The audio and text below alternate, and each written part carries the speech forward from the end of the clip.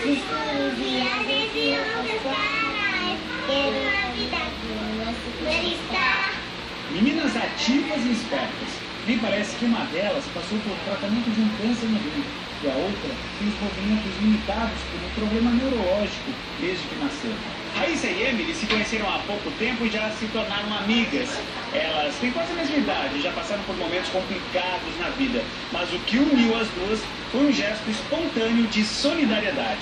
Raíssa já passou por 12 cirurgias, passeava com a mãe quando conheceu uma menina como Emily, que perdeu os cabelos por causa da quimioterapia. Na loja de brinquedo, ela viu uma garotinha sem cabelo e aí elas ficaram conversando, eu levei ela pra lanchar, ela pegou e falou: mãe, eu queria dar um pedacinho do meu cabelo pra minha nova coleguinha. A gente não encontrou a menina. Eu peguei e disse a ela que tem outras crianças que precisam. E assim foi feito.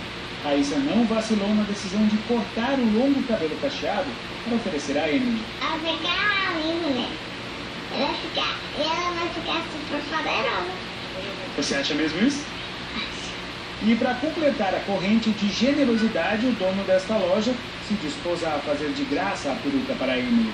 Hoje a menina tirou as medidas, acompanhada da mais nova amiga. Além de amiga, a gente vai ser mãe de cabelo.